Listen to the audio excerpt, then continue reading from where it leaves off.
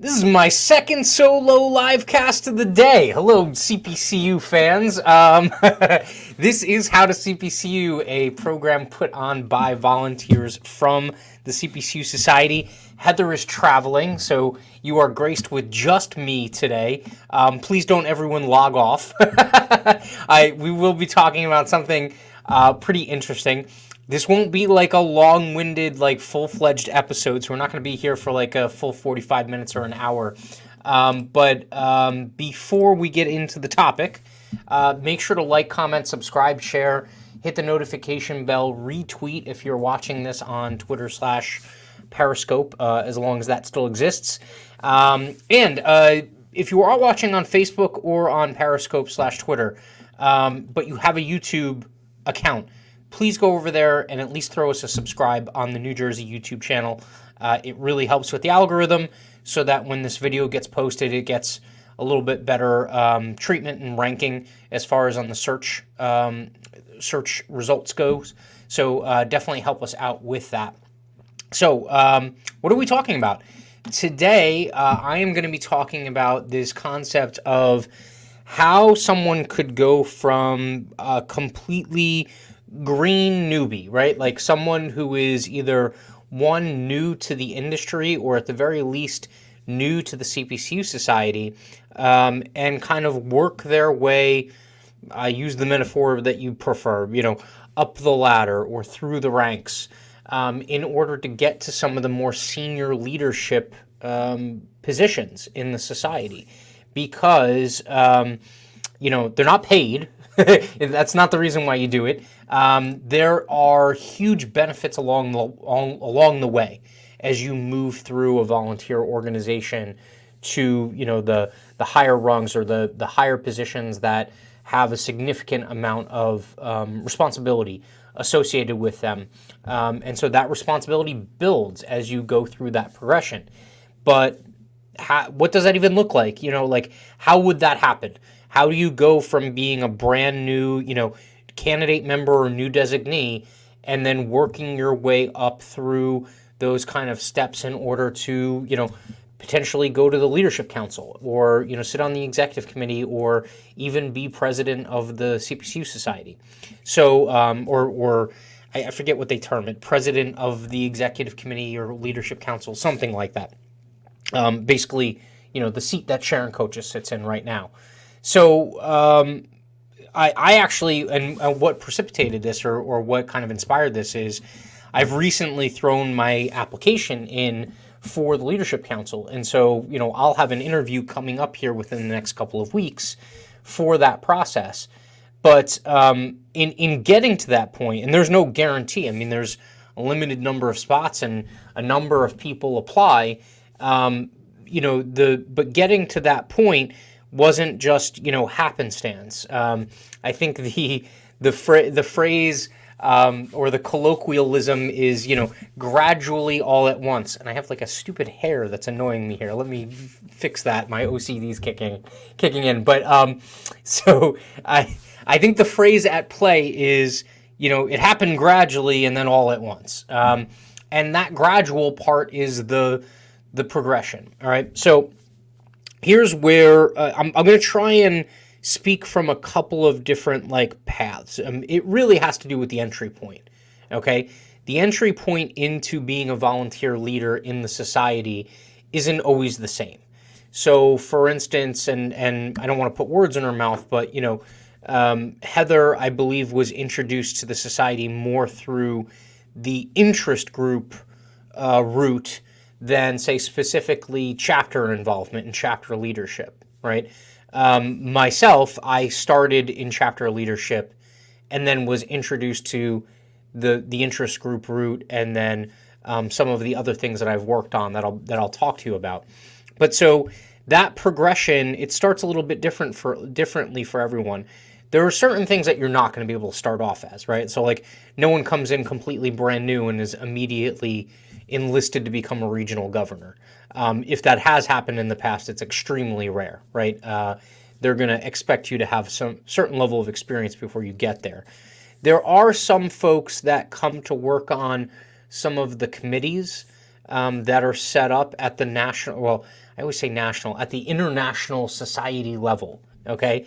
Some folks come in earlier on, and because of their experience, because of their position, in terms of their career arc that they're in, sometimes because of the part of the industry that they work in, they end up finding themselves onto a committee for the society. But that's also, I would call it not rare, but uncommon. Typically, those are also sourced from people that have had prior positions in the society. So the one real, or the two main tracks typically are through the chapters or through the interest groups. I'll handle the chapters first because that's typically, or at least I think it's intended to be, the first point of contact for most new designees and candidate members. The chapter is the local or geographically close organization or part of the society that is organized to keep you active. It's to keep you in the know. It's to allow people to network amongst themselves in a close geographic area. And so most folks are introduced to volunteer leadership in the society through volunteering for the leadership team for the local chapter. What does that look like? It can look like a specific committee. So whether there's a big event like an I-Day or something like that, you can be introduced to leadership volunteering through the I-Day committee. If there is a specific committee with respects to, say, scholarships that are given out, or a certain fundraising effort for a nonprofit that the chapter supports, all of those things would be kind of like a one-off, very targeted, kind of specific event or activity or project that you would be working on. So that's always a good entry point. If you're a little, you just want to dip your toe in, you don't want to necessarily go full force into this whole volunteer leadership thing. The next step would be, or not necessarily the next step, but also something that could be your first step as well, would be to get into the leadership team for the chapter. And that looks a little bit different depending on how your chapter is constructed. Some like jumbo chapters, like big hundreds of members, they might have a leadership team that is, 10 people, right? And not all of those people may have specific roles and responsibilities. They might just be a part of the leadership team. There could be, though, you might be on the leadership team as well as a chair of something, right? Chair of recruitment, member engagement, education, like all of these things are potential, activities or tracks of activities that take place inside of the chapter that you could not only be a member of the leadership team, but also specifically tasked with or responsible for. Okay. So when I first came in, I believe my first role was membership chair. And then I immediately, because of certain, reasons in terms of, people being moved around in job roles, and we had State Farm had an office that was closed, so a number of people ended up leaving the chapter as well. There was an opening in our chapter in New Jersey, has a progression where you go from, one spot to the next. Typically starts with, secretary, and then you go from secretary to secretary or treasurer, right? And then there's, vice president / president-elect. Some chapters have a VP and a president-elect. Some chapters, the VP is the president-elect, meaning, the next one up. And then you have your current president, and then you have the immediate past president, the person who just recently was the president of the chapter. So I actually got moved directly into that vice president / president-elect role pretty quickly, within about 3 years of me getting my CPCU. And what was good about our chapter was we had a 2-year time span. So I had 2 years to sit as the vice president / president-elect. So it gave me some time, right? But so that was the natural progression. And so I went through that progression. I never was the secretary or the treasurer. We are lucky to have an executive director that helps us, Rita Williams-Boger, who has been on this program before. And she's the treasurer effectively for the chapter. But so I never really held either one of those roles. It was vice president / president-elect and then president of the chapter. And those roles came with various responsibilities. And it's going to differ based off of chapter. But as you can imagine, the responsibility goes higher. And as you get to, that chapter president's role, you're less so doing kind of like the all of the odds and ends, and you're really kind of working as a manager or a coordinator of all of these different moving pieces. You're also kind of acting as an ambassador for the chapter to other organizations, other events and things like that, companies that you're looking to either maintain a good relationship with because they employ a lot of your members, or companies that you're looking to partner with, right? A champions visit to get there and say, hey, would you, promote the designation and support your employees taking part in the chapter and not just paying their dues, but coming to events, coming to meetings and training opportunities, and maybe even getting into, the leadership progression themselves. So that's one path, okay? The other path is to go through the IG track, where based off of your interest group that you end up getting hooked up with, and most of them are fairly open. It's not like, the underwriting interest group, you can only be an underwriter. We've interviewed a number of them. We will continue to do more. I think we have the risk management, loss control interest group coming up here within the next week or two. They don't require that you specifically be in that role, in the present. So you can join any one of these interest groups, but so you could be just a member where you're a part of the activities and maybe even contribute a little bit, or you can be part of the leadership team for the interest group. And the leadership team typically is, a board or a group of leaders within the interest group, and then there's some hierarchy. I think most of them have essentially a vice chair and a chair for or a vice president, or I think it's it might be a vice president, or it might be a vice chair and chair for the interest group. And so there's a little bit of a progression there. So you can be just a member and active, you can become part of that leadership team, or you can even slot into, some of those roles in that progression. So it is kind of parallel in a way, right? One is more a local, regionalized or geographically centered chapter, and then another is a interest group based off of certain type of role or subject matter that has a similar setup, right? The two have a similar setup. So those are typically the two entry points. Now, once you go through that progression, you can, like I did, skip a couple of slots. Some folks will skip the president's role completely and move on to other things as well, depending on, again, this is a relationship business. It's also a relationship society or professional association. So the one thing I would tell you is, like, you can be involved in interest groups and involved in chapters and not necessarily go to too many of the, society level events. But I can tell you that once you get to that point where you are involved in, one of those two or even both of those kind of entry point, groups within the society, the next steps are going to require some level of people being familiar with you and you networking internally, okay? I'm not talking about politicking or stumping or anything like that. I'm just talking about knowing people, being active, getting involved, right? Like volunteering to do webinars for the broader society, writing articles for insights, going to the events, putting in submissions and actually presenting sessions at, the annual meeting or the leadership summit.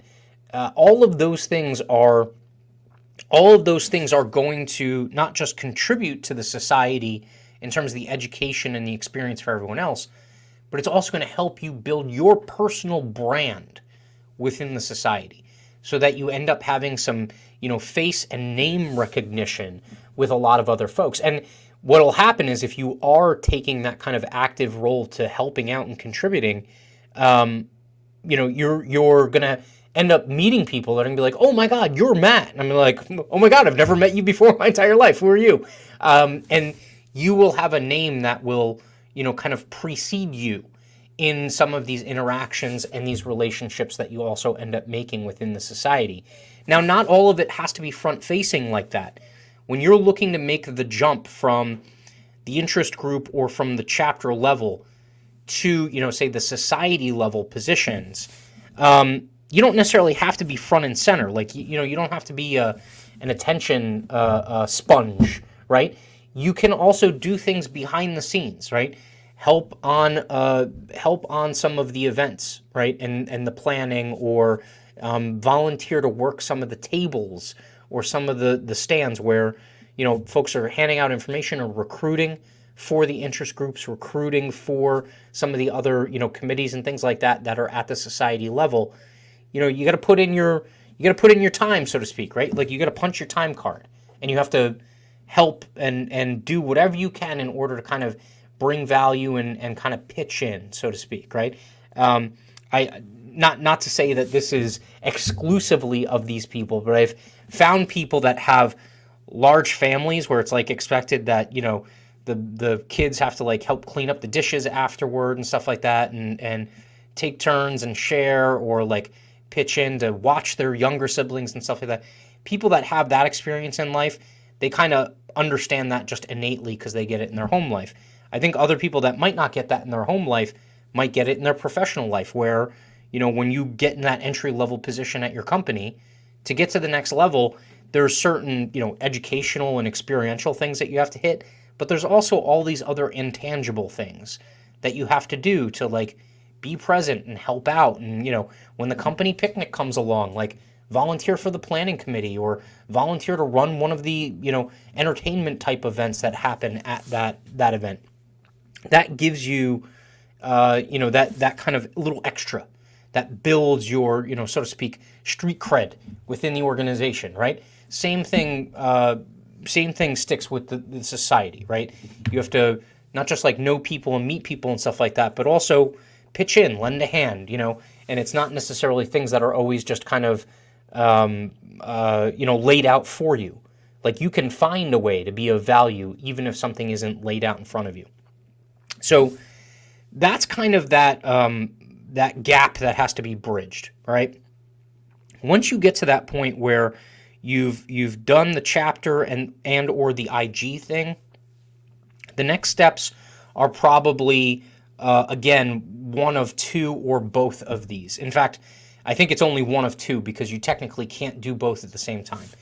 The one step would be regional governor. So now that becomes, and typically you have to have been a chapter president or at least one of the senior positions within a chapter to become a regional governor. And so that's a person who's essentially, acting as a point person to help disseminate information to the various chapters from the society. It is someone who's going to help the chapters, guide the chapters in terms of setting up their activities for the year to help them get a higher circle of excellence score. And then also you end up doing the scoring afterward, okay? The regional governor is also someone who should kind of know their way around the society, meaning where to look or who to call for information and to answer questions. And also when those chapters come up with questions, how do we engage our members better? We came up with this one event, what are some of the pitfalls or the troubles that we should expect trying to pull this off? All of those things are going to be questions asked of the regional governor, and it's your job. And again, you don't have to know all these things offhand, but you do have to be experienced within the society enough to know which rock to look under for an answer, right? Or have a network of people that you can go to in order to ask the question, right? Some of that has become democratized with, Interact and the message boards that are now being built out for the society and the society members. But that being said, it always helps to have that, one point of contact or that one person that you can go to and say, hey, what about this? What about that? What about this? So that's the regional governor position. Typically, a lot of folks go from chapter leadership to regional governor. I don't think a ton of people go from, like, if they entered at the IG side, I don't think they hop over to regional governor. I think typically if they enter from the IG side, they then go to one of these next positions, or they actually make a transitional move to then take a leadership spot in one of the chapters and then go through the regional governor spot or this other option. So the second option that's kind of in parallel with the regional governor's position is the society level committees. Okay, so these committees and work groups that get formed, they typically have a specific deliverable or a specific objective. Okay, so I was lucky enough to sit on the membership committee for a little while until I became the Northeast regional governor. And again, I said, like, you can't technically hold those two positions at the same time. And so as regional governor, you're supposed to just be regional governor, right? I forget if it works the same way if you're a committee member. If you're a committee member, I forget if there's the same limitation, but I know for certain that if you're a regional governor, you're not supposed to be anything else. In fact, I can be, a contributing member of the agents and brokers interest group that, but I can't hold a specific role within the agents and brokers interest group as the regional governor. So the society wants you to focus on really working with the chapters and coordinating with them and helping them be successful. So you can be on one of these committees or one of these work groups, and those also have a hierarchy, okay? You can be just a committee or work group member, or you could be a chair or a lead of one of those groups. And again, some of that has to do with seniority, some of it has to do with networking. A number of these things come down from either the executive council or the leadership committee. The leadership council or the executive committee.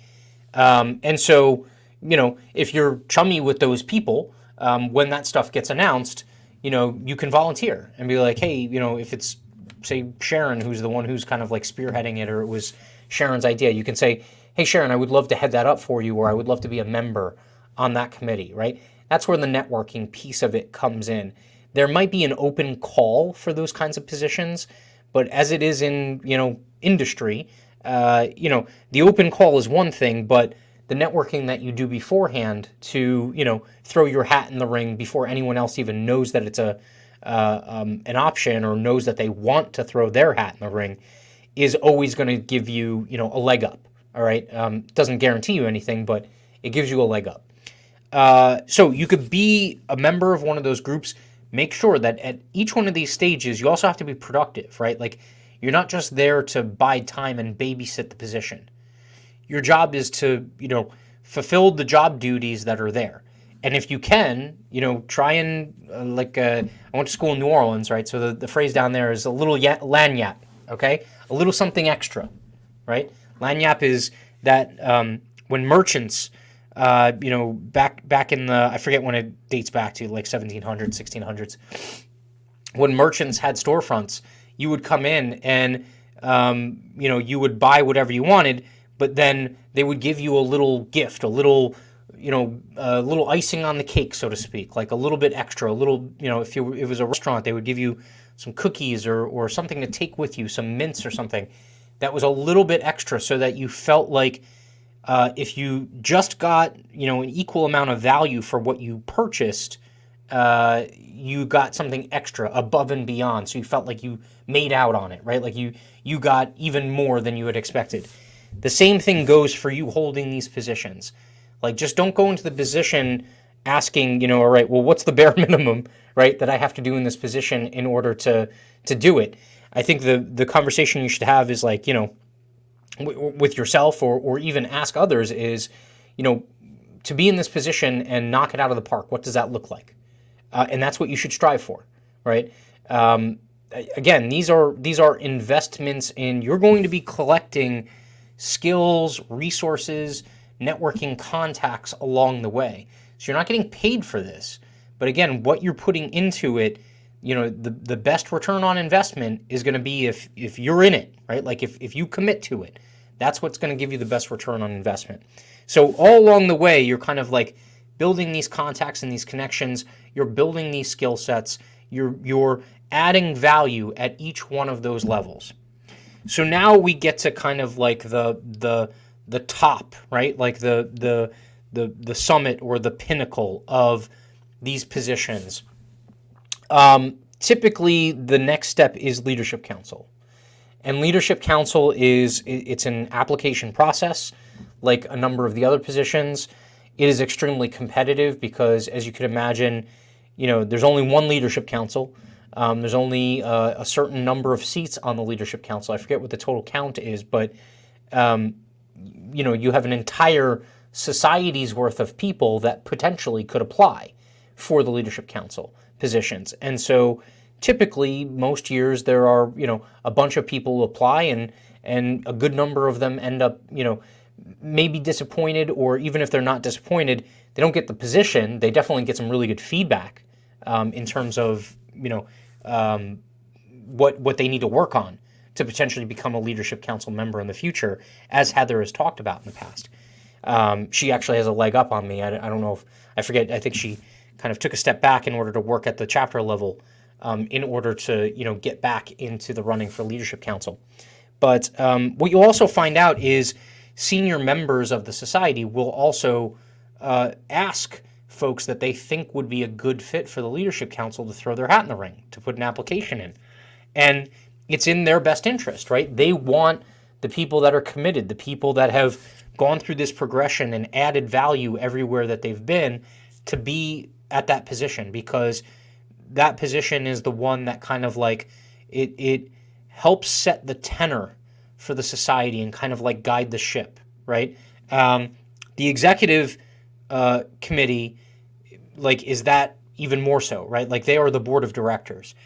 But so you have to go through the leadership council to then become part of the executive committee, I think with very rare exceptions.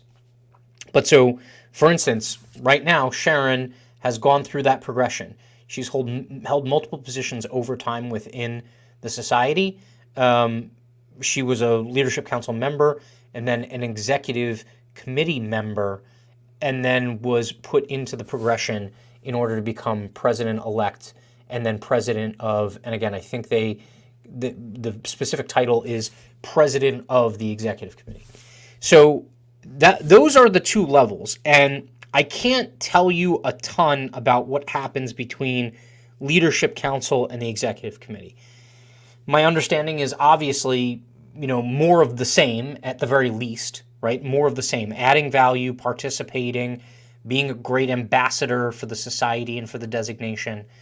But then on top of that, more networking, right? But then, once you get to that point, I would imagine a number of people are probably like, no mas, right? Like I've done a ton. I really don't want the added pressure and responsibility of being part of the EC on top of, my job roles and job duties and things like that.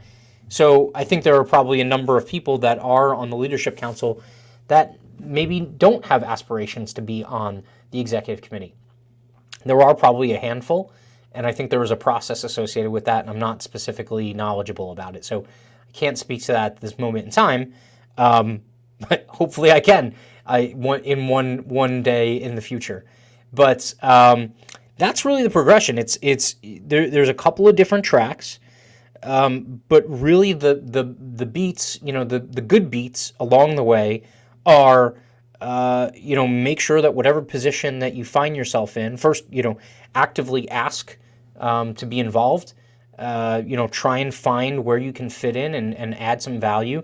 And each one of those positions add some value along the way. And then also along the way, the old adage of networking, like you don't burn bridges. You got to be open-minded. You got to be professional, obviously, working with people and kind of collaborating with them and things like that. And, you have to have an idea of what the next step looks like. You don't have to know exactly what the next step looks like, but you have to have some kind of idea, right? And if that next step is, currently you're just a committee member and you want to head a committee, ask the head of the committee, what did it take? How did you get to where you're at, right? I think the society is fantastic for mentorship.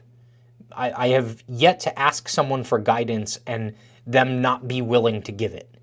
I think most of the professionals that are involved in the society are committed. Hell, we take an oath to essentially help educate and also inspire or advocate for the next generation, the next wave of insurance professionals and leaders in the industry. So anyone in the society that they're in a position or formerly were in a position that you want to get to, ask them. They will candidly tell you what's required and if you currently measure up or not. And in a lot of cases, you're probably not going to, and that's not a bad thing. That means there's work to be done. And it means there's also something else that you can do to help contribute or head up or some other kind of task or deliverable or project that you can work on that can make the society better, but also at the same time, you will gain more skills, more experience, build that name brand recognition. And that's huge. That is epic in terms of, again, just your name will precede you, which will help a lot when it comes to some of these too. Because, look, at the end of the day, I wish I could say that these were all decisions that were made from a position of just, pure logic and reason, right? Like dispassionately. But, the reason why the networking part of it is important is because relationships are the cornerstone. They're the cornerstone of this industry, and they're the cornerstone of the society, because it quite frankly, it mimics how the industry operates. So that being said, those are the two paths. If you have any questions about how you get onto those paths, or if you're on, one of the paths and you want to move to another one, or you feel like you're stalled or something like that, please reach out to myself, reach out to Heather on LinkedIn, and we will be more than happy to kind of discuss it with you. I mean, if you're open and masochistic enough, we will entertain you on this show, and we can talk about, what the future looks like and what you can do to continue that progression. But I think the take home should be that there is an opportunity. There is a progression to go from brandy spanking new CPCU or candidate member through the leadership process and get to a senior leadership position.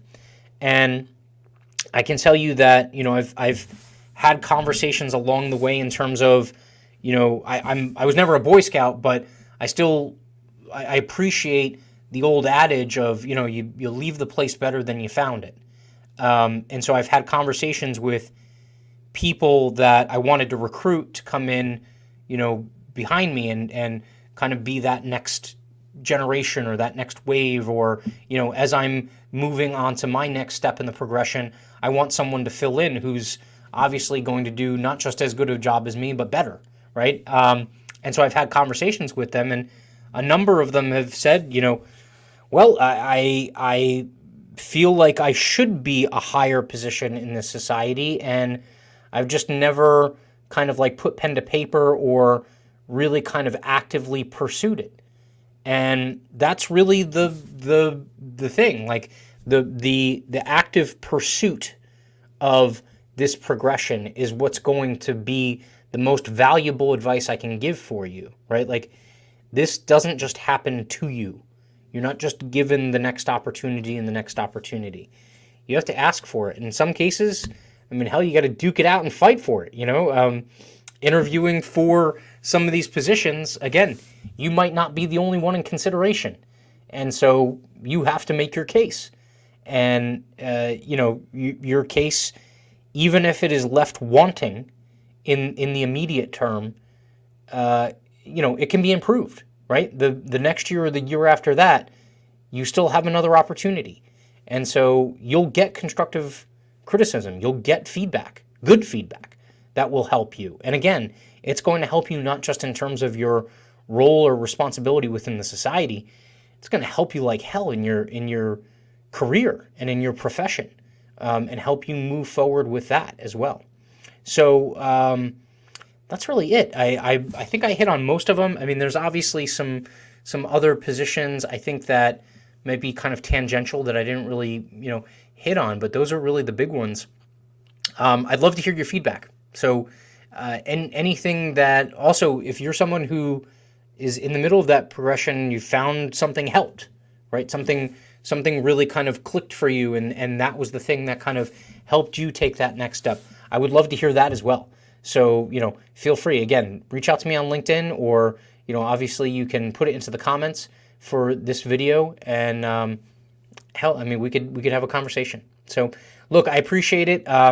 Again, thank you for bearing with me solo. I was also solo for Sell Like a CPCU earlier today. So, again, this is the second one in a row for the day. So I appreciate everyone, especially if they're watching both of these, for hanging in there with me. But Heather will be back next week, same time, Wednesday at 5:30 p.m. Eastern. And just let me check our schedule really quickly. I had mentioned the risk management and loss control interest group, and I believe, yep, they are signed up for next week. So that should be a good one. So that's going to be, that is going to be the 19th, I believe. Yep, the 19th will be the risk, loss control and risk management interest group. So should be a good one. We're going to learn about a new IG. And look, good luck if you want to progress through this society and get up into some of those senior leadership positions. I'm all for it. Let's have a conversation about it. So good luck with that. Thank you very much for tuning in. And as usual, have a very good evening. See you next week.